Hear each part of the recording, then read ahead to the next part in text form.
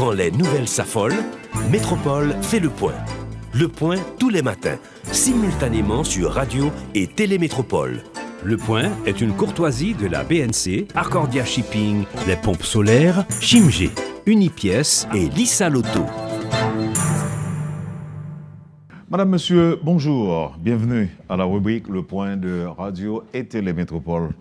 Merci de votre fidélité, merci de l'intérêt. Notre invité ce matin, le professeur Fritz Dorvilliers, ancien consul général d'Haïti au Canada, avec qui on va commenter l'actualité. Bonjour professeur, bienvenue. Merci d'accepter l'invitation de Métropole. Bonjour Monsieur Théodore, bonjour à tout le monde. C'est un plaisir d'être avec vous ce matin. D'entrée de jeu, vous voulez commenter les propos tenus par une invitée au grand journal du matin de Métropole. Selon cette invitée, la construction du pont serait illégale. Bon, du canal, bon, je ne suis pas... Du canal, oui, merci. Je ne suis pas d'accord. Oui, exactement. Bon, oui. J'espère qu'il y en aura d'autres. Je ne suis pas d'accord totalement avec madame, la chère maître, l'avocate, pour plusieurs raisons. Dire que c'est un travail, ou du moins c'est un ouvrage illégalement construit, c'est ne pas tenir compte du droit international. Ce n'est pas non plus tenir compte du droit le traité bilatéral de 1929, d'autres accords entre les gouvernements dominicains et haïtiens. Donc, c'est-à-dire que le droit international permet à Haïti, à n'importe quel État, d'utiliser de manière évidemment raisonnable, équitable, les ressources en eau partagées, ce que fait exactement Haïti, disons Haïti. Ce qu'a fait déjà à 11 ou 12 reprises le gouvernement, la République dominicaine en tant qu'État souverain, qui a aussi le même droit d'utilisation des eaux de surface, des cours d'eau transfrontaliers, c'est-à-dire que le cours d'eau que partagent les deux États, c'est-à-dire que donc chaque État est dans son droit, dans les limites de l'acceptable, évidemment du raisonnable, d'utiliser les ressources en eau. Je peux comprendre une autre facette de son point de vue, c'est-à-dire qu'en disant que ce n'est pas l'État haïtien qui est en train de construire le canal. Mais comme vous l'avez bien dit, c'est que le canal s'inscrit dans une continuité publique, la continuité de l'État. Donc le canal, c'est une œuvre de l'État, c'est un ouvrage public que le gouvernement haïtien a mis en œuvre l'implantation, c'est-à-dire que les études ont été faites, donc les premiers travaux ont été faits. Donc ce qui est en train d'être fait là s'inscrit dans le cadre de la continuité de l'État. Mais il y a un mais. Le mais, c'est qu'on ne voit pas actuellement l'État. Il faut dire qu'en droit international, les associations de la société civile, les individus ne sont pas des sujets du droit international. Les sujets, c'est l'État et les organisations internationales qui sont... Est-ce qu'à ce niveau-là, est-ce qu'elle n'a pas raison? Dans ce sens-là, bon, je l'avais déjà dit, c'est que les citoyens... C'est dans le prétexte avancé par les Dominicains pour... dénoncer la construction du Oui, bon, du dans canal, ce sens-là, il faut le dire. En disant, par exemple, que ce sont des particuliers. Dans ce sens-là, il faut être honnête. La République dominicaine, le gouvernement dominicain a raison. Parce qu'un groupe d'individus n'a pas le droit, en général, n'a pas le droit de construire, de faire une œuvre publique. C'est-à-dire que, parce que ça relève du domaine public de l'État.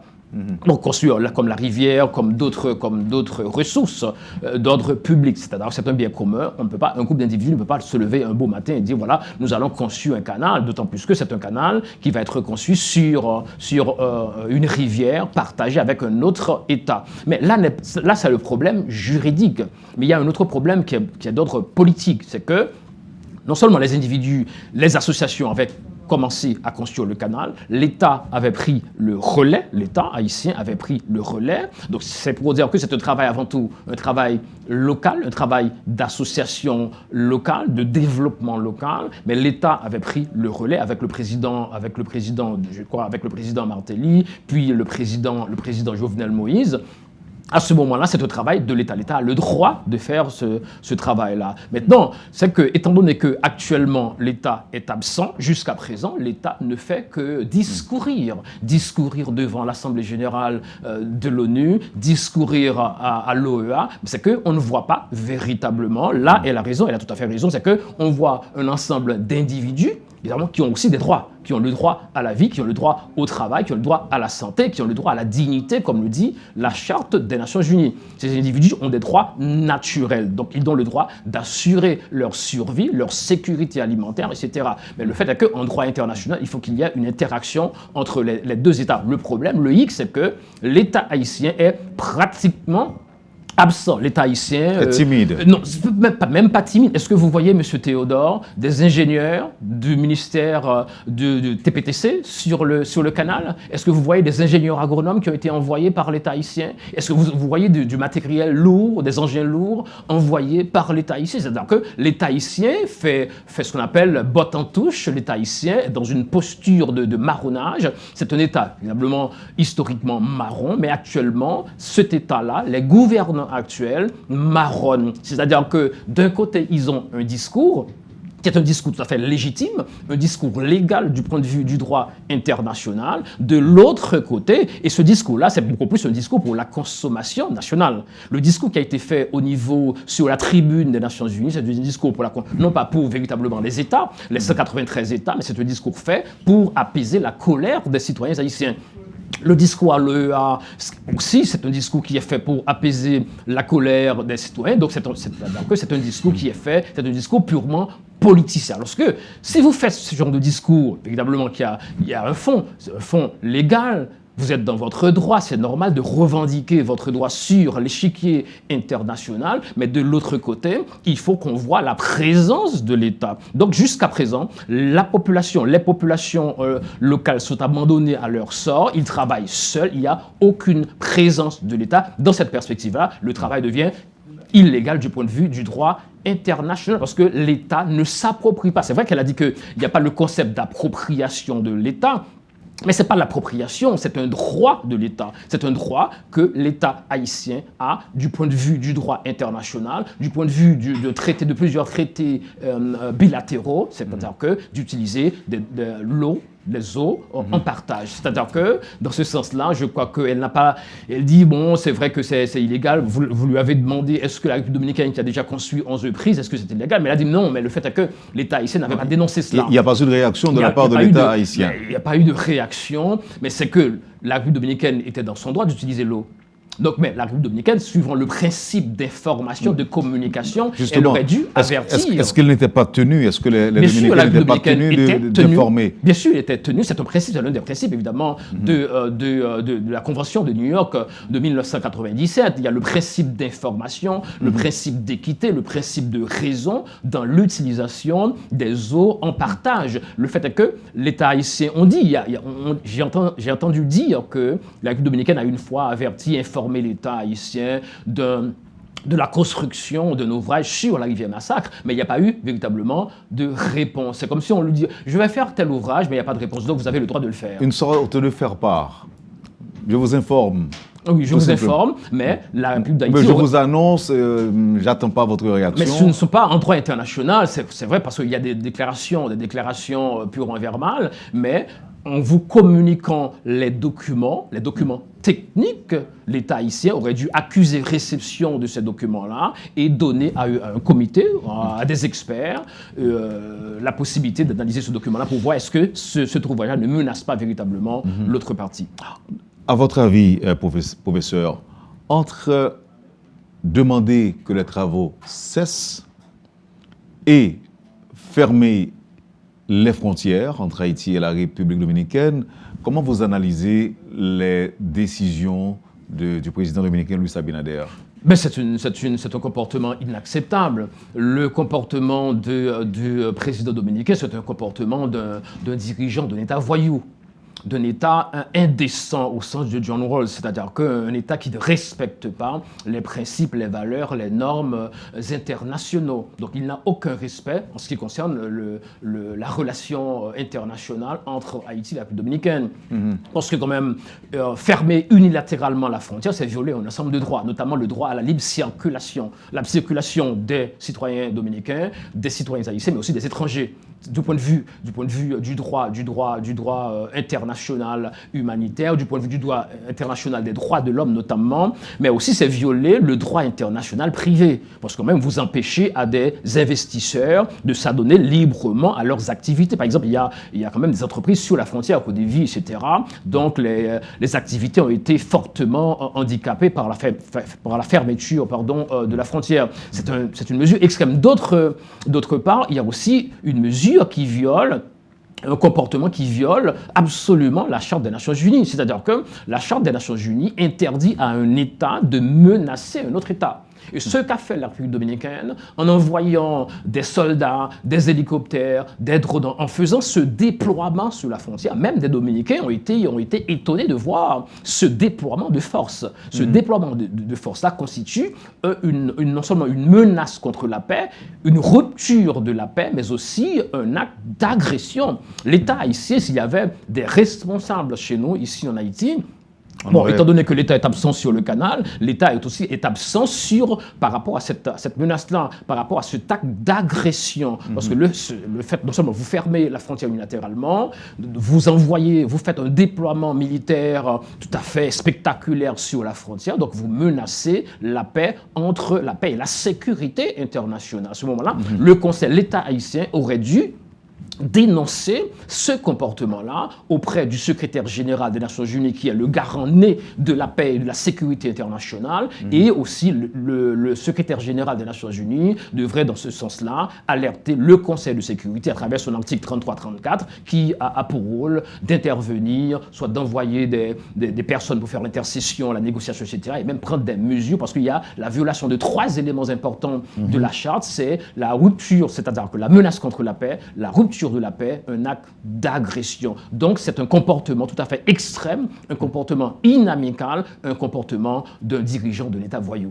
Dans une perspective d'harmonisation ou de normalisation ou renormalisation des relations entre les deux républiques, est-ce que vous pensez qu'on devrait arrêter les travaux de construction du canal ou encore négocier une réouverture des frontières entre les deux républiques?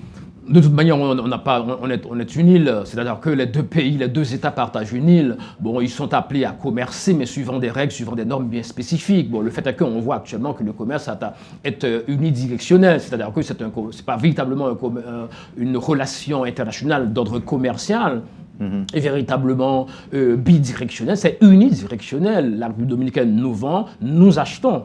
Il n'y a que cela, c'est-à-dire que nous sommes appelés à continuer à commercer. Peut-être qu'on va réduire le flux, on va réduire le volume de transactions entre les deux pays, mais de toute manière, le commerce va continuer. Par rapport au canal, avant tout, c'est-à-dire que puisque la République dominicaine a fermé unilatéralement de manière arbitraire du point de vue du droit international, aucun respect pour le droit, international des droits de l'homme, aucun respect pour le droit international privé, aucun respect pour le droit international public, c'est à ce moment-là, la République d'Haïti devrait donner sa monnaie, c'est-à-dire ce qu'on appelle, on lui donne la monnaie de sa pièce, en quelque sorte. À ce moment-là, mais il faut voir aussi que de ce point de vue-là, l'État haïtien est absent. Parce que du point de vue du droit national, du point de vue constitutionnel, ce ne sont pas les mairies, ce ne sont pas les délégations, en d'autres termes, ce ne sont pas les pouvoirs locaux qui sont responsables de la gestion des frontières.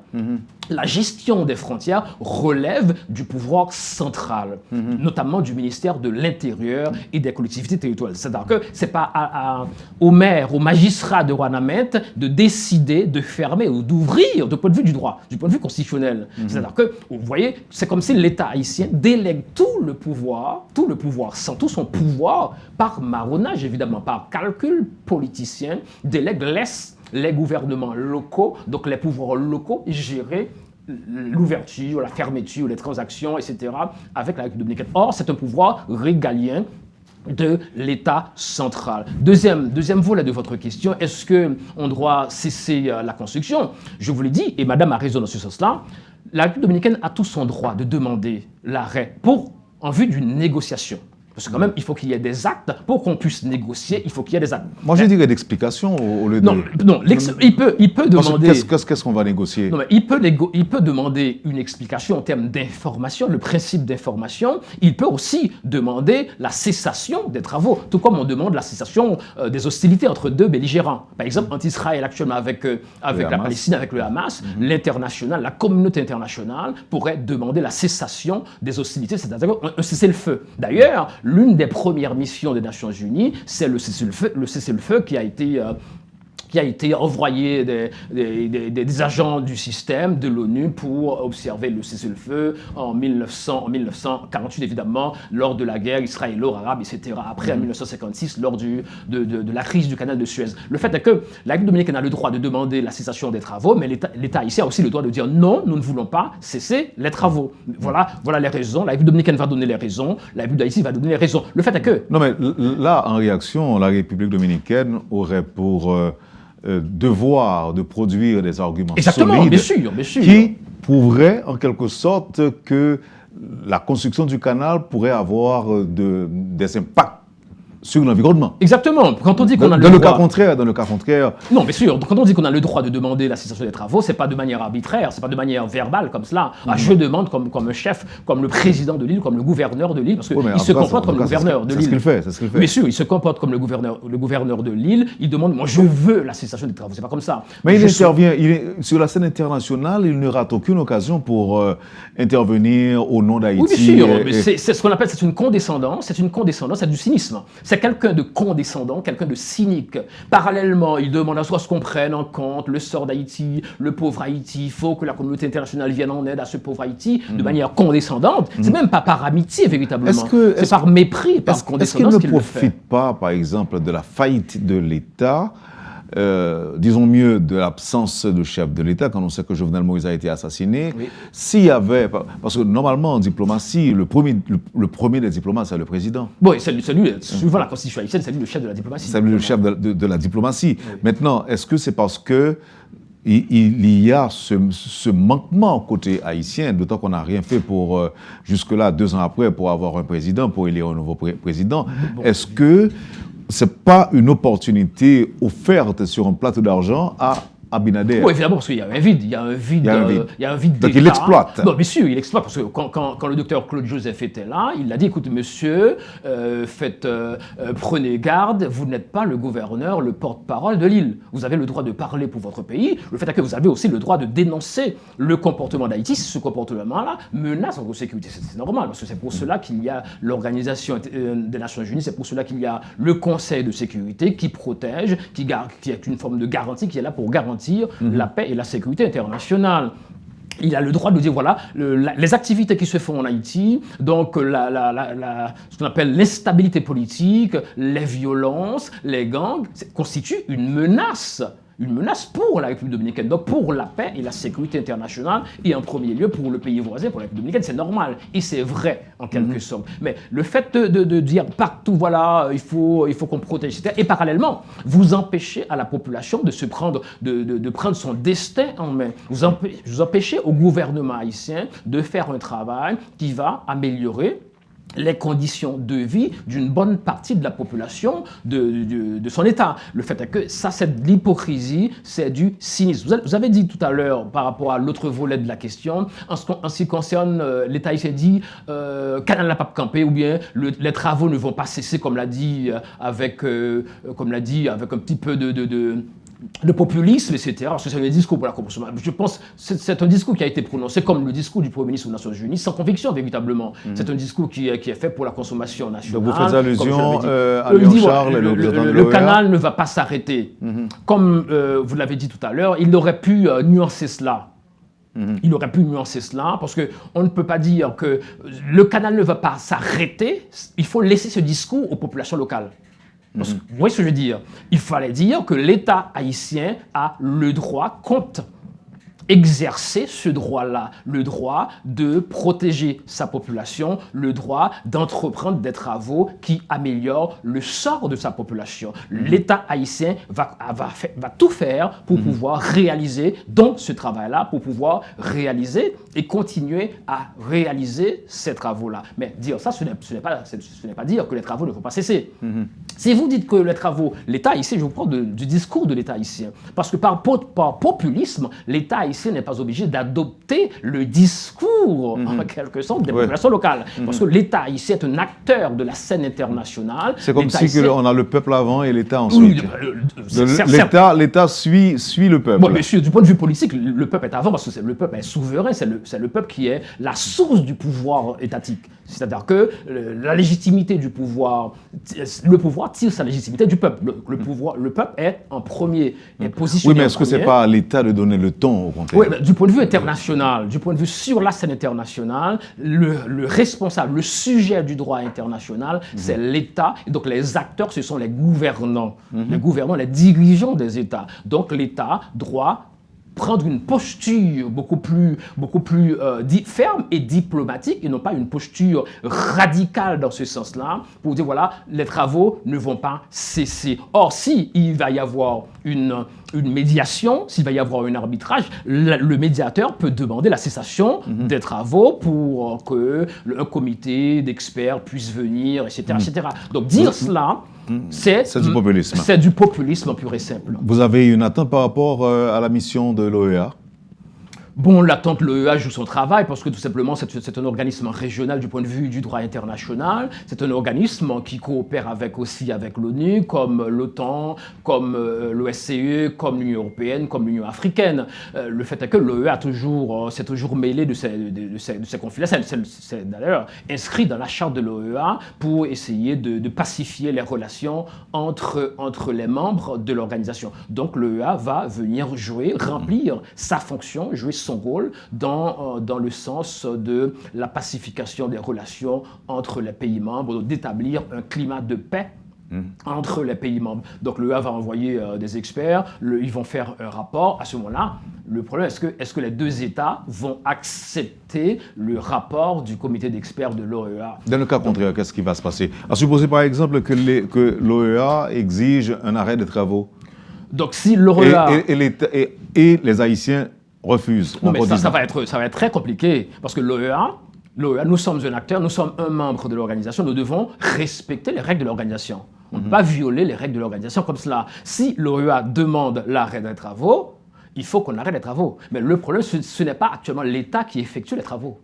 Le problème, c'est que la population s'approprie déjà du travail de construction du canal. Il va y avoir un conflit de normes entre des normes politiques nationales, des normes politiques internes, des normes de droit international. Donc, il va y avoir... Si Abinader, en sa qualité de président, s'était montré beaucoup plus souple, beaucoup plus conciliant, est-ce que vous pensez qu'on en serait arrivé là? Non, pas véritablement, mais de toute manière, la population aurait continué à faire... à travailler sur le cadre, parce que la population y tient. C'est-à-dire que la population veut, non seulement il y a un besoin local, un besoin de culture, de sécurité, d'autonomie alimentaire, d'augmentation de la production, en fait de protection de la population de ce point de vue-là, du point de vue matériel, du point de vue de l'agriculture, etc., de réduction de la dépendance par rapport à la République dominicaine. La population s'y tient, mais de notre côté, c'est que le discours a ravivé la flamme patriotique, la flamme nationaliste. C'est-à-dire que la population haïtienne prend ça comme une forme d'humiliation, le fait d'instiller, c'est-à-dire le fait d'intimer l'ordre à un État. C'est vrai que même s'il n'y a pas un président élu responsable des relations internationales, mais il y a un gouvernement de fait qui joue le rôle. Donc il y a le Conseil des ministres qui joue le rôle, peut-être qui se prend pour le président de la République, etc., qui joue ce rôle-là. Mais le fait est qu'il y a quand même un État, dans la mesure où il y a une population, il y a un territoire, il y a un groupe de dirigeants, il y a un ensemble de dirigeants, même s'ils ne sont pas élus, ils ne sont pas légitimes, ils ne sont pas constitutionnels, Mais le fait est que, de fait, ils sont là, ont leur droit du respect. Un autre pays, c'est pour cela que vous voyez que la plupart des diplomates correspondent, dialoguent avec le gouvernement en place. La dernière en date, c'est que les diplomates s'étaient rendus à l'ouverture de l'année judiciaire. Alors que la plupart des juges sont nommés, sont illégalement nommés, sont inconstitutionnellement nommés. Donc, c'est que la communauté internationale est devant un fait accompli, donc elle continue à collaborer avec ce pouvoir-là. C'est que, pour répondre plus brièvement à votre question, si l'OEA demande l'arrêt des travaux, ça va peut-être faire l'affaire du gouvernement haïtien, parce que le gouvernement haïtien ne s'implique, comme vous l'avez dit tout à l'heure, que timidement, que par une forme de peur, la peur de la réaction de la population. Mais le cœur des dirigeants haïtiens n'y est pas. Vous pouvez voir ça, c'est qu'il n'y a personne, il n'y a aucun représentant, mis à part les agents de protection de l'environnement, un corps plus ou moins pas trop, un peu flou jusqu'à présent, mais il n'y a aucune présence de l'État sur le canal. Donc cela ferait l'affaire de l'État haïtien, et d'un autre côté, la population dirait niet, non, nous n'arrêtons pas la construction du canal parce que c'est une œuvre communautaire, c'est une œuvre désormais nationale. Et pour terminer, pour refermer cette première partie, je voudrais voir avec vous les derniers soubresauts, les derniers rebondissements, l'incendie du marché de Daraban, la frontière ouverte de force, en quelque sorte, de façon unilatérale, par le président dominicain, et enfin les Haïtiens eux-mêmes qui prennent la décision de ne pas ouvrir la frontière. Est-ce que vous avez une petite analyse de cette situation, à quoi cela va aboutir, par exemple? Ça montre encore qu'il n'y a pas de dirigeants dans ce pays.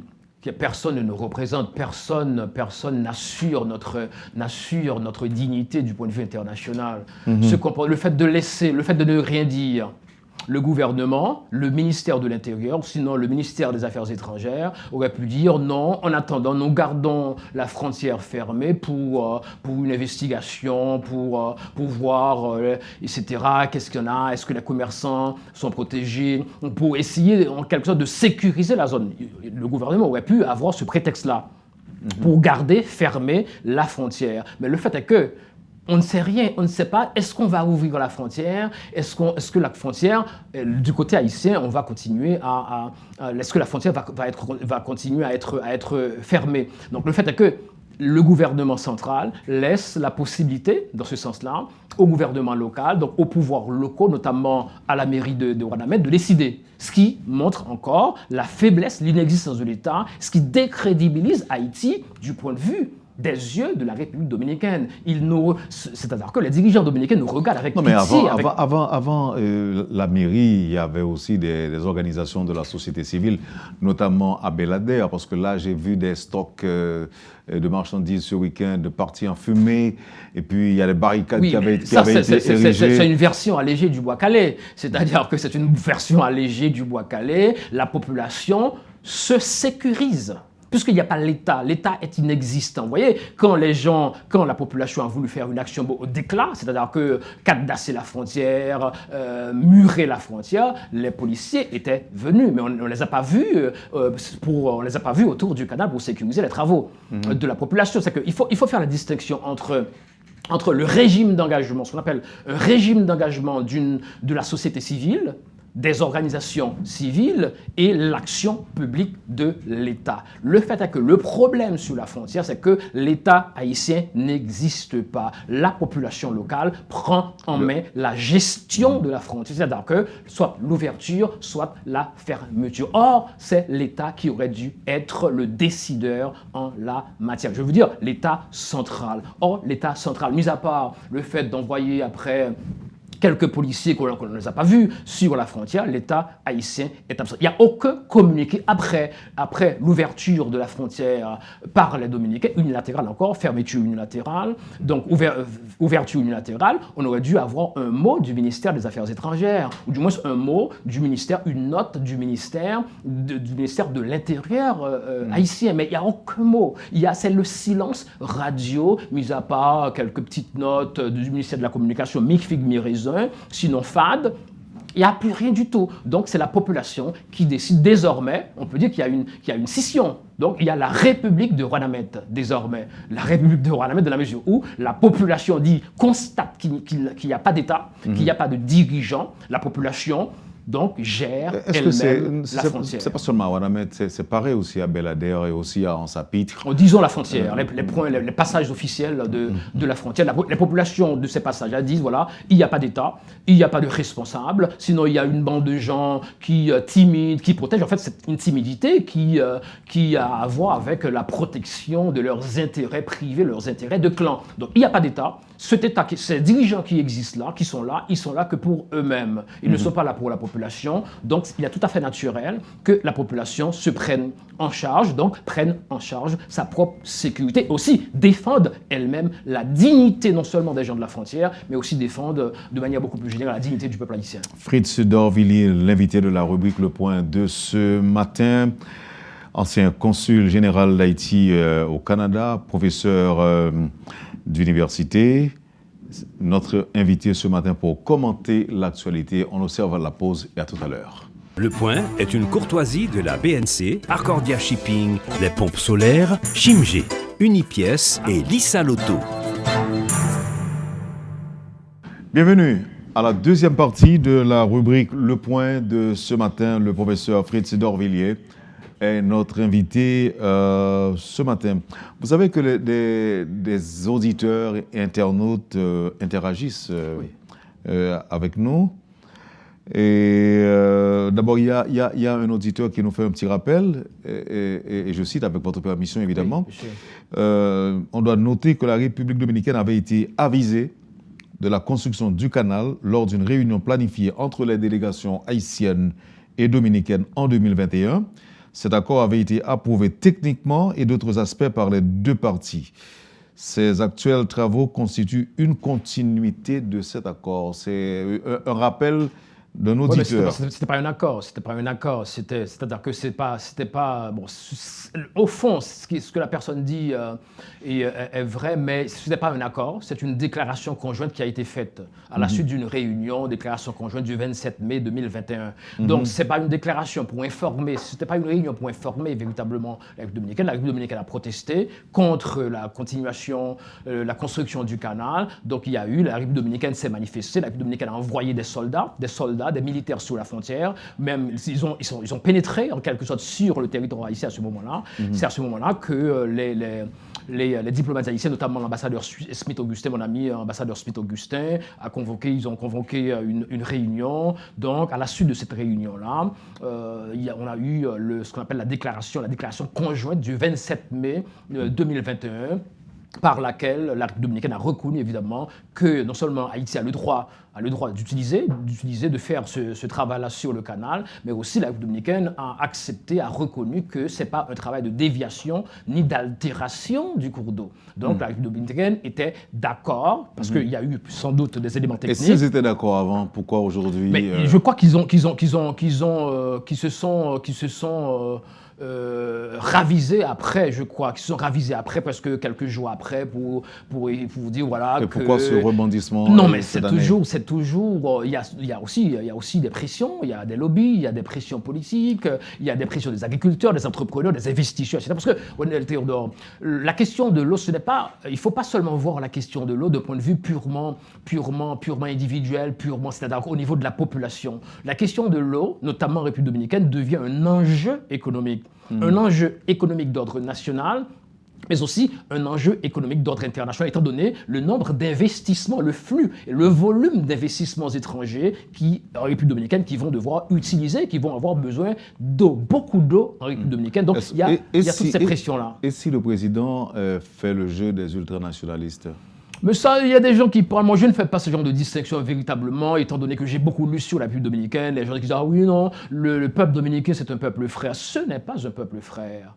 Là, le peuple dominicain, moi j'ai lu les anthropologues, les sociologues, les politologues, les historiens dominicains qui ont montré clairement comment l'État dominicain, c'est-à-dire que les gouvernements dominicains, notamment de Trujillo à Balaguer, comment ils ont éduqué le peuple dominicain pour haïr, pour mépriser le peuple haïtien. Donc même si le citoyen dominicain lambda n'a pas un comportement hostile, ouvertement hostile envers un Haïtien ou bien envers Haïti, mais en général, dans l'éducation que les citoyens dominicains ont reçue, c'est une éducation au mépris, une éducation à la haine, une éducation au ressentiment. Donc le peuple dominicain, de par son éducation, n'a pas cette valeur en lui, la valeur de l'amitié, la valeur du respect, de la dignité, la valeur de la reconnaissance de l'autre, notamment vis-à-vis des Haïtiens, il faut préciser, vis-à-vis des Haïtiens, pour plusieurs raisons, pour des raisons avant tout anthropologiques, pour des raisons historiques et aussi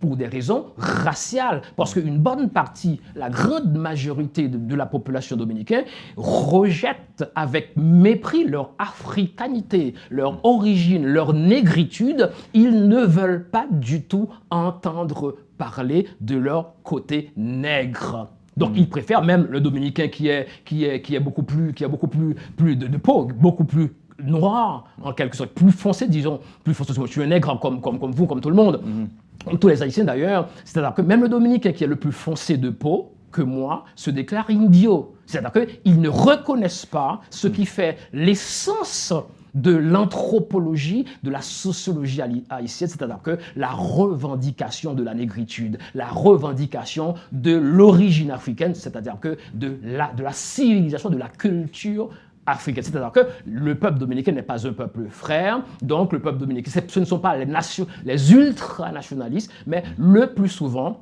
le peuple dominicain partage en grande partie les actions publiques des gouvernements dominicains. Un auditeur. Oui. Est-ce que l'État central doit intervenir à tous les niveaux dans cette affaire? N'est-ce pas là une occasion de permettre aux élus locaux d'exercer leur pouvoir? Non, mais ça c'est encore du populisme, c'est pas comme ça. Les pouvoirs des élus locaux sont tracés par la Constitution et par la loi. Il y en a combien actuellement? Il n'y a pas d'élus locaux. Non, mais il faut que les gens comprennent la distinction. Parce que d'ailleurs, toutes les mairies ont été tout simplement reconduites. Oui, monsieur, les mairies sont là, de fait, comme le gouvernement de fait. Les pouvoirs locaux sont là de fait, comme le pouvoir central qui est là de fait. Là, parce que même dans la Constitution haïtienne, il y a deux niveaux au sein de l'administration. L'administration nationale, l'administration territoriale. L'administration publique, je veux dire, la fonction publique nationale, la fonction publique territoriale.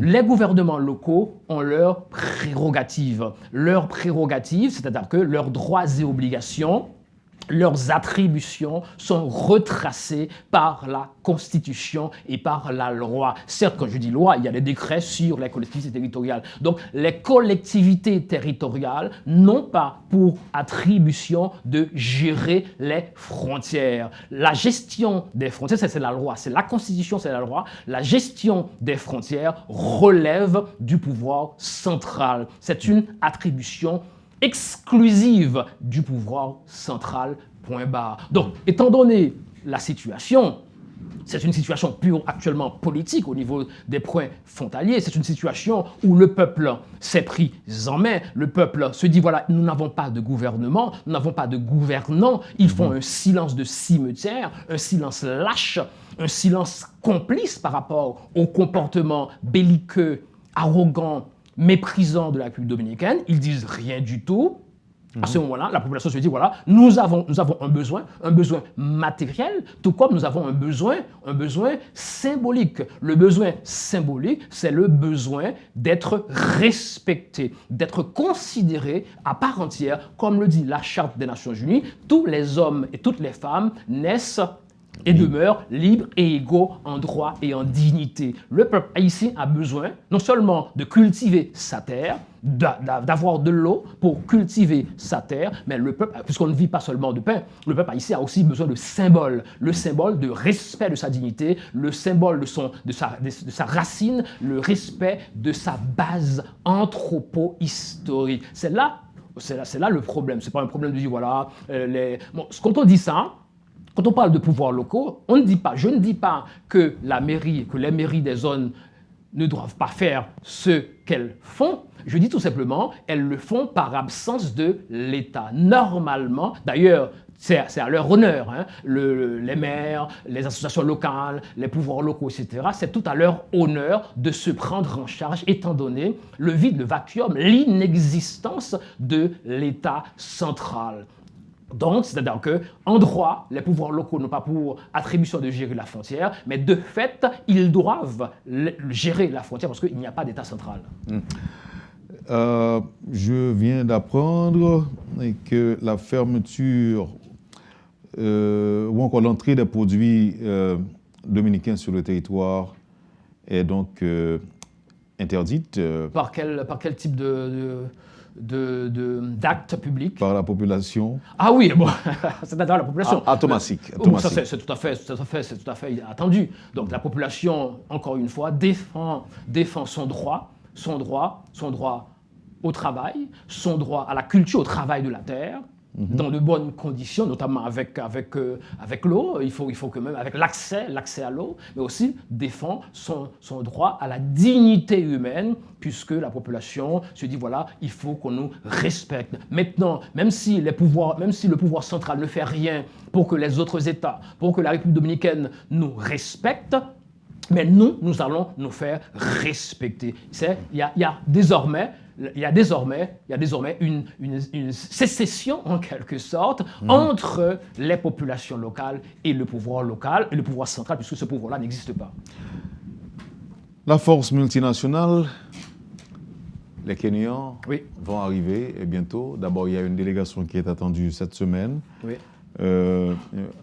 en Haïti. Vous attendez les étrangers, comme tous les Haïtiens, pour venir donner un coup de main à la PNH? Bon, oui, évidemment, parce que moi je l'ai toujours dit, même dans votre micro, je l'ai toujours dit, je crois que nous sommes un membre, l'un des 193 membres de l'Organisation des Nations Unies. Nous avons signé la charte, nous avons un devoir, les autres États ont un devoir de solidarité, évidemment, le devoir de protéger, reconnu et ratifié par l'Assemblée générale des Nations Unies. Je croyais que c'était contre les agressions des autres pays. Non, c'est-à-dire, c'est pas contre. C'est-à-dire qu'on est à un troisième niveau. Nous sommes actuellement à une troisième génération de protection. De protection par rapport à des conflits. Parce qu'actuellement, on voit qu'il y a beaucoup plus de conflits intra-étatiques que de conflits inter-étatiques. Donc, première génération, le plus souvent, intercession, cessez-le-feu, etc. Ce qu'on appelle les premières générations des opérations de maintien de la paix. Deuxième génération des opérations de maintien de la paix. Actuellement, nous sommes à une troisième génération des opérations de maintien de la paix. Parce que tout simplement, les problèmes qui existent le plus souvent actuellement, en Afrique, en Europe, notamment beaucoup plus en Afrique, ce sont des problèmes internes, des problèmes intra-étatiques, des conflits intra-étatiques, soit des groupes qui se battent, soit des organisations terroristes qui terrorisent la population, etc., des groupes de sécession, etc. Donc, les problèmes internes, l'ONU a le devoir de protéger la population quand c'est l'État qui maltraite la population. Même avant l'ONU, professeur, par exemple, il y a eu anarchie qui a occasionné l'arrivée des troupes américaines en Haïti en 1915. Oui, c'est un autre débat, mais il y a dans la littérature ce qu'on appelle les interventions d'humanité et les interventions... C'est parce que vous parlez justement d'intra, de conflits. Ça, c'est un autre temps, parce qu'à ce moment-là, nous n'avions pas encore cet ordre international. C'est toujours ce qu'on appelle l'anarchie de l'ordre international. Mais à ce moment-là, 1915, c'est la montée, la constitution de la puissance américaine, non seulement dans la région, la suprématie, la prépondérance américaine, comme le dit le professeur Maniga, dans la région, qui supplante la prépondérance française et européenne dans la région, notamment en Haïti. À ce moment-là, les États-Unis se disent, voilà, c'est mon arrière-cour, donc il y a le chaos, je dois intervenir. Mais c'est un autre type d'intervention, intervention d'humanité, comme on l'appelle dans la doctrine des relations internationales. Est-ce que c'est pas pareil en 1994 et en 2004? Là, c'est autre chose, parce que tout simplement, il n'y avait pas encore, en 1915, l'ONU, il n'y avait pas encore le Conseil de sécurité, et en quelque sorte. En 1994 et en 2004, c'est toujours ce type d'opération. Il y a deux types d'opérations, c'est-à-dire que ça s'apparente à cette opération-là. C'est-à-dire que la résolution, je ne me souviens pas de cette résolution en 1994, autorisant l'armée, non pas l'armée américaine. Parce qu'il faut voir bien que dans les résolutions, ce qu'on appelle les résolutions autorisant des forces non onusiennes, on ne cite jamais un pays leader. On dit voilà, l'Assemblée, le Conseil autorise soit les pays membres à contribuer et autorise un pays, soit les pays de la région, soit un organisme régional, une organisation régionale à contribuer à pacifier, à établir, soit à maintenir la paix, soit à rétablir la paix, soit à imposer la paix au niveau national. En 1994, une première résolution comme cette résolution-là, c'est-à-dire que le déploiement d'une force multinationale, donc d'une force non onusienne, et à la suite de cette force-là, on va avoir une mission typique de l'ONU. Tout comme en 2004, premièrement, le déploiement de l'armée américaine, comme le Kenya va diriger cette force-là, c'est les États-Unis qui avaient dirigé cette force-là, et après, 3 ou 4 mois après, la MINUSTA. Donc c'est toujours ça. Maintenant, la seule chose, c'est que dans cette résolution-là... Pardon ? Avec le Brésil en tête. Oui, avec le Brésil en tête, mais c'est que la résolution n'a pas désigné le Brésil pour prendre la tête en quelque sorte. Tout comme la résolution n'avait pas désigné les États-Unis pour prendre la tête de la force multinationale. Actuellement, si vous voyez la résolution, je crois 2699, la résolution ne mentionne pas du tout le nom du Kenya. Donc c'est-à-dire que c'est pour cela que peut-être la semaine prochaine, il va y avoir une délégation kenyenne qui va venir en Haïti, qui va signer un accord. Parce qu'un accord de déploiement, ce qu'on appelle un accord d'engagement. Parce qu'il faut qu'il y ait quand même non seulement des éléments en termes de ressources financières, ressources économiques, des éléments en termes de tactique, quel modèle d'engagement, quel régime d'engagement en quelque sorte, pour déployer les forces. Il va y avoir la question juridique, quelle protection juridique pour les membres. Qu'est-ce que vous auriez suggéré aux autorités haïtiennes par rapport à ces règles d'engagement? Mais bon, je suppose qu'elles le savent. Qui va être signé entre... Non, mais là, ça, c'est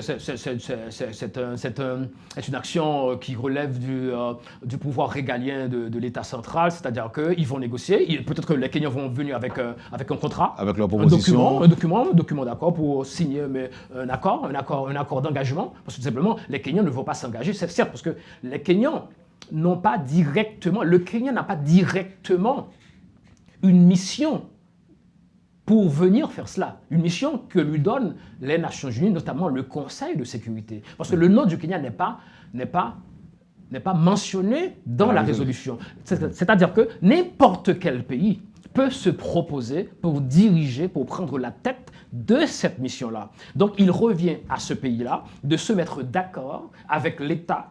Parce que même c'est l'un des principes des opérations de maintien de la paix, c'est l'accord de l'État concerné. On ne peut pas faire une opération sur le territoire parce que, étant donné le principe du respect de l'intégrité territoriale, de la souveraineté prônée par la Charte des Nations Unies. Donc, il faut qu'il y ait un accord d'engagement entre le gouvernement kenyan qui va diriger, qui a une mission en général, puisque tous les États membres de l'ONU ont cette mission-là, puisque la résolution concerne l'ensemble des États membres, mais le Kenya se propose pour diriger la force, le Kenya va signer un accord d'engagement avec le gouvernement haïtien. Il faut voir aussi que la lettre du gouvernement tient lieu aussi c'est un premier pas. La lettre que le gouvernement haïtien avait envoyée au secrétaire général pour lui demander, etc., de venir l'aider, de venir, etc., sécuriser. En guise de préambule. Exactement. Il doit y avoir de toute manière, pour la protection juridique, parce que même l'élément de protection juridique dans les opérations de maintien de la paix, notamment ce qu'on appelle au niveau de cette 3e génération des forces onusiennes, est très, très important. Je reviens avec la question encore une fois, et professeur, pour parler des règles d'engagement, on sait que partout dans le monde, toutes les missions n'ont jamais eu les résultats escomptés, n'ont pas toujours eu les résultats escomptés. Et si je vous parle de conseils ou encore de propositions à formuler au gouvernement, je voudrais parler surtout des balises. Oui. Quel genre de balises que le gouvernement haïtien pourrait envisager pour éviter que l'on nous laisse des maladies? Oui, mais c'est déjà fixé dans la résolution. Les balises sont déjà fixées dans la résolution du Conseil de sécurité, ces balises-là. Bon, on peut avoir dans l'accord de siège beaucoup plus... On peut entrer dans les détails. Mais en général, en gros, les balises sont déjà posées dans la résolution qui autorise le déploiement de cette force onusienne du Conseil de sécurité. Le gouvernement haïtien, donc c'est la sûr, c'est-à-dire que ce que le gouvernement haïtien peut faire, on n'a pas dit, si si le Kenya va pouvoir prendre la tête de la musique, c'est pas une chose acquise. Il faut le dire. Vous pensez ça? Bon, évidemment, c'est pas une chose acquise. Avec toutes ces... Comme vous l'avez dit, les rebondissements. Il y a oui. eu des rebondissements au Kenya même. Oui, je sais, mais on a dit aussi que la justice ne peut pas... Non, mais là n'est pas le problème. C'est pas une question de justice. La justice est une autorité, ce qu'on appelle l'autorité judiciaire. Mais bon, j'ai entendu, j'ai beaucoup de respect, tout comme j'avais beaucoup de respect, d'amitié, d'estime pour Maître Madistin. C'est un intellectuel, c'est un avocat. C'est même pas un avocat, c'est un juriste que j'adore. Il est brillantissime, comme le fut Maître Montferrier d'Orval. Donc, le plus souvent, ce sont des gens que je consulte. Mais je ne suis pas totalement d'accord. On en a discuté, moi et Maître Madistin, après l'interview. Ce qu'il a dit, c'est un principe général. En termes de principe général du droit international. Mais le fait est que le Kenya a une constitution, une très très belle constitution. Très bien faite, très bien structurée, etc. La constitution de 2010. Parce que, qui a été adoptée par référendum, etc. Puisqu'il y a eu... Il n'est pas que Maître Madistin à avoir des objections par rapport à l'information qui circule selon laquelle la justice pourrait entraver l'envoi de cette force. Oui, mais le problème, c'est que, M. Théodore, c'est que ça, c'est une considération théorique, une considération générale. Ce sont des objections théoriques, des objections générales. Au Kenya, il y a une constitution. Il y a une autorité judiciaire qui a plusieurs niveaux. En termes de hiérarchie. Il y a, les gens ont dit, la Cour suprême interdit, ce n'est pas la Cour suprême. Donc c'est la haute cour. Au Kenya, il y a 4 niveaux de juridiction. Il y a la Cour suprême, il y a la Cour d'appel, il y a ce qu'on appelle le High Court, la haute cour. Il y a aussi d'autres cours, ce qu'on appelle de cours plus ou moins spéciales, c'est-à-dire qu'en termes du tribunal du travail, tribunal de l'environnement, il y a aussi ce qu'on appelle les cours subalternes, c'est-à-dire ce qu'on appelle la justice coutumière. Donc locale. À ce moment-là, ce qui est différent d'Haïti dans la constitution kenyane, c'est que la haute cour a une attribution constitutionnelle, contrairement à notre constitution. C'est-à-dire qu'une exception d'inconstitutionnalité peut être soulevée par devant la haute cour, donc la cour, ce qu'on appelle le tribunal de première instance ici, ou le tribunal de grande instance. Donc cette cour-là a une capacité, a le pouvoir d'interpréter la Constitution. En hommage à Pierre-Antoine Louis qui a eu à apporter cette précision. Exactement, c'est-à-dire que la cour a l'attribution pour interpréter la Constitution. Si on n'est pas d'accord, on va en appel. Si on n'est pas d'accord, on va jusqu'à la Cour suprême. Donc selon vous, professeur, tout n'est pas encore joué. Tout n'est pas encore gagné parce que tout simplement, jusqu'à présent, le Kenya n'est pas encore dans la totalité de la légalité, de la constitutionnalité d'un déploiement de force au niveau sur le théâtre international. Parce que tout simplement, il y a un élément important dans la Constitution kenyenne, c'est l'article 240. L'article 240, parce que la Constitution kenyenne comporte 264 articles. Je vous conseille aux auditeurs d'aller lire cette Constitution-là, pour voir ce que c'est qu'une Constitution. Tellement bien structurée, l'équilibre des pouvoirs, les institutions, etc. Donc c'est une constitution qui entre dans les détails, contrairement à la plupart des constitutions dans le monde, des États dans le monde. Donc c'est-à-dire qu'il faut tenir compte à ce moment-là de l'article 244. 244 et alinéa 8 de la Constitution du Kenya. Parce qu'il y a les articles 238, 239 qui concernent les organes de ce qu'on appelle les organes du Conseil de sécurité du Kenya. C'est-à-dire que force de défense, le service d'intelligence, la police nationale, etc.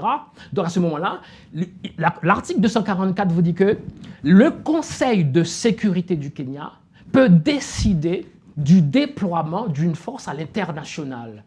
C'est une décision du Conseil de sécurité du Kenya. Tout comme le Conseil de sécurité du Kenya peut accepter qu'une force internationale foule le territoire du Kenya, mais ça doit être une décision du Conseil de sécurité à travers ses organes. Il y a plusieurs chefs de cabinet, il y a plusieurs secrétaires, qu'on appelle les ministres de la Défense. Donc le président à lui seul ne peut pas décider. Non, c'est ce qu'on appelle l'équilibre des pouvoirs. Il faut que les gens, les juristes qui disent cela, il n'y a pas que la justice participe aussi de l'équilibre des pouvoirs.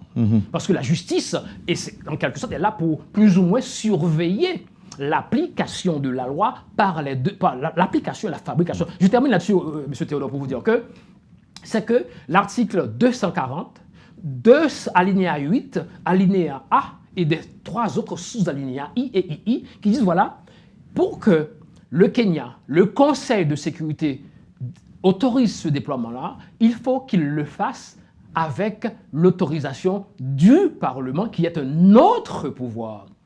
Donc, c'est-à-dire que c'est dans le sens de l'équilibre des pouvoirs. On ne peut pas laisser l'opportunité, le pouvoir à un président seul, tout comme chez nous dans la Constitution, le président seul ne peut pas déclarer la guerre. Il faut qu'il y ait quand même, il y a la participation de l'Assemblée nationale. Donc, au Kenya... Vous êtes sûr de... Je suis... Non, oui, c'est vrai que le Premier ministre qui est là, qui ne connaît pas grand-chose... dans le droit, qui ne connaît pas non plus grand-chose en matière de politique nationale. Alors moi, je peux même dire que c'est une absurdité totale. C'est même de l'incompétence la plus basse, évidemment, de dire cela. Je peux même déclarer la guerre. Alors que, maintenant, 2 ans après, il y a une situation, il ne peut même pas faire une déclaration. Sauf que cette déclaration au niveau de l'Assemblée générale. Donc vous pouvez déclarer la guerre, vous ne pouvez pas constitutionnellement déclarer la guerre, monsieur le Premier ministre, parce que quand même, vous n'êtes non seulement pas le président de la République, et il n'y a pas de Parlement. En plus, 3e élément, vous n'avez pas les capacités, je veux dire, techniques, vous n'avez pas l'appareil militaire pour pouvoir le faire. Il faut avoir, dans ce sens-là, une bonne diplomatie. Donc, M. Théodore, ce que j'attends maintenant, je le dis la fois dernière dans votre micro, c'est que ce que j'attends maintenant, c'est qu'un vote du Parlement. Vous allez voir, non seulement il y a un premier pas qui a été fait, c'est-à-dire que la discussion a été soumise au Conseil des ministres. Le Conseil des ministres a donné son approbation. Parce que ce n'est pas le président seul, c'est le Conseil. Sous commission, on dit qu'il y a certaines décisions qui sont prises en Conseil des ministres. Le Conseil des ministres a donné son autorisation. Maintenant, vous allez voir la semaine prochaine, peut-être après la mission, peut-être, je ne sais pas si avant ou après, mais de toute manière, le président Ruto n'a pas d'autre choix que de demander l'assentiment, l'autorisation du Parlement. Sinon, ce serait un déploiement illégal, inconstitutionnel. Il y a des gens qui disent « Oh, mais voilà, il y a le monisme, il y a le dualisme. » Le fait est que ce que je peux dire à ces étudiants en droit qui nous écoutent, qui nous regardent, c'est que la constitution kenyane est postérieure à la Charte des Nations Unies. Là, ils verront ce que je veux dire par là. C'est-à-dire que si la constitution prescrit que tout déploiement doit être soumis à l'approbation de l'Assemblée générale, c'est que la Constitution ne reconnaît pas de manière absolue la suprématie du droit international sur le droit national. Merci, professeur. Malheureusement, on n'aura pas le temps d'aborder le deuxième point, à moins que l'on soit en mesure de le faire en 2 minutes. Oui. Et la liste des sanctionnés par les Nations Unies qui devrait être rendue publique le 19 octobre. Là, je parle des citoyens haïtiens, des hommes d'affaires, des politiciens, entre autres. On ne sait pas trop. Et on ne sait pas trop. Alors, dans le cadre du régime de sanctions, à envisager contre ces personnalités, on en aura une idée d'ici le 19. Oui. Et ça vous dit quoi?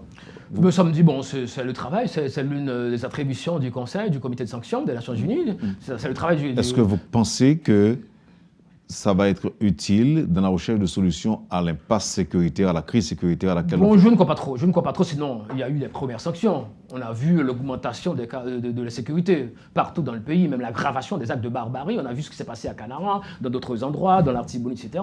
Les actes de barbarie ont augmenté après ces sanctions-là. Il y a des gens qui ont dit, voilà, qui ont fait des rapports, qui ont dit, voilà, il y a quand même un rapport en termes de proportionnalité, etc. Donc varie proportionnellement en fonction des sanctions. Ce n'est pas vrai.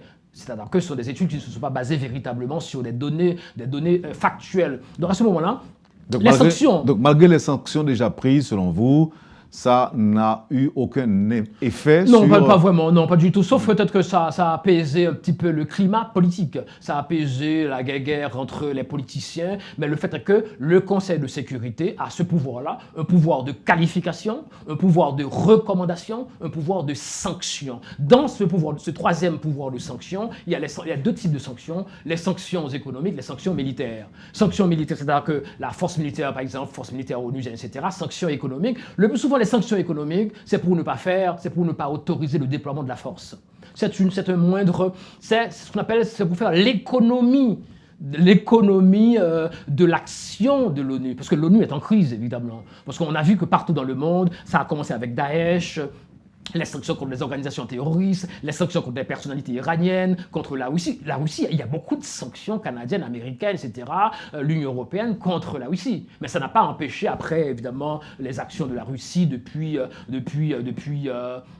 la première invasion, exactement. Donc, c'est-à-dire la Crimée. C'est-à-dire qu'il y a beaucoup de sanctions, mais le plus souvent, tous les universitaires, la plupart des universitaires, pour le dire plus précisément, admettent que les sanctions ne sont pas efficaces. Les sanctions dérivées du chapitre 7 de la Charte des Nations Unies n'ont pas trop d'effet par rapport aux objectifs qu'elles se fixent. Et c'est le cas en Haïti. Sinon sur les individus, mais évidemment, les individus, ça peut avoir même des effets pervers comme les embargos, étant donné que aussi c'est une troisième génération aussi de sanctions. On ne prend plus de sanctions contre les États. Actuellement, on prend des sanctions contre les individus, contre des organisations, contre des groupes, pour ne pas pénaliser les États, comme l'embargo nous a pénalisés. Mais le fait est que, quand on prend des sanctions contre de grandes personnalités, il peut y avoir aussi ce qu'on appelle en sociologie des effets pervers. Effets pervers, par exemple, quand vous sanctionnez un chef, un grand dirigeant d'une banque, on aurait pu avoir une panique. Panique qui aboutit à la faillite. Il faut faire attention. On peut comprendre les sanctions, mais il ne faut pas non plus que les sanctions mettent en danger l'économie nationale, mettent en danger, parce que les épargnants des banques, ce ne sont pas les grands chabraques.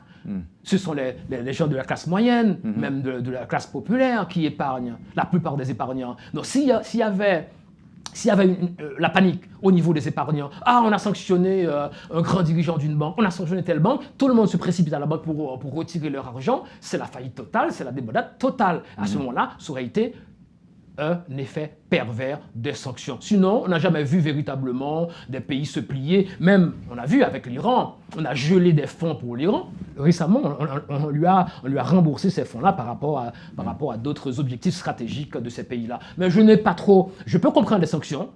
Je pense que ça a un impact sur les politiciens qui manœuvraient, certains politiciens qui manœuvraient. Donc, il y a une peur. Ou qui entretiennent des rapports Parce privilégiés que avec les chefs de guerre. Le plus souvent, ce sont des gens qui n'ont beaucoup d'intérêt à l'étranger.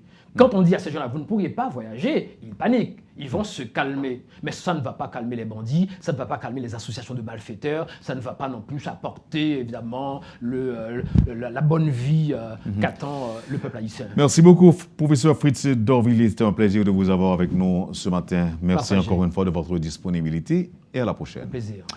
Vous avez suivi, madame, monsieur, la rubrique Le Point de Radio et Télémétropole. Le professeur Fritz Dorvilliers était l'invité de la rubrique Le Point de ce lundi. Merci encore une fois de nous avoir accueillis et acceptés chez vous. Passez une bonne journée avec Métropole et à mercredi prochain. Quand les nouvelles s'affolent, Métropole fait le point. Le point tous les matins, simultanément sur Radio et Télémétropole. Le Point est une courtoisie de la BNC, Accordia Shipping, les pompes solaires, Chimgé, Unipièce et Lissa Loto.